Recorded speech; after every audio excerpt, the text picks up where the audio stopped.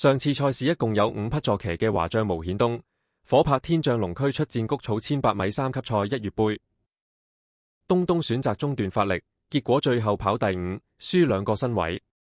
賽後被小組告誡，並且狠狠評為缺乏響香港策騎應有嘅判斷力。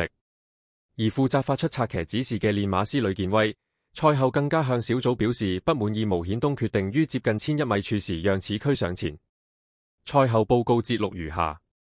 被查詢時，毛顯東表示，儘管他賽前預期讓座騎居後列競跑，他獲指示嘗試讓座騎佔取較近障圍前的位置，並可選擇在賽事步速偏慢時於中段發力上前。他說，座騎於早段能夠佔取美麗同響之後的位置。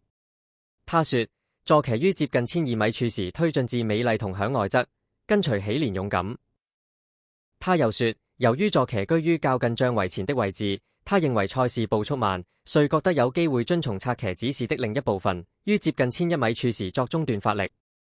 他進一步表示，他因而讓座騎開始發力上前，但座騎未能持續超越領先馬匹，其後雖在沒有遮擋下走外達。練馬師呂健威確認所發出的指示，但表示不滿意毛顯東決定於接近1001米處時讓此駒上前。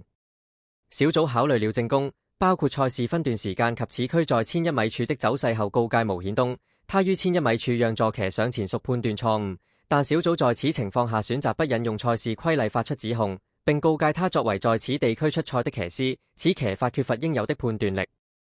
今場勝出嘅頭馬競速威龍，亦係來自呂健威馬房。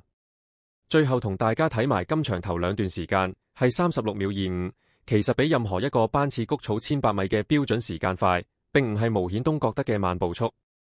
今次東東俾競賽小組捉住嚟問，唔單止因為觀感唔好，更有可能直接影響到東東嘅職業生涯。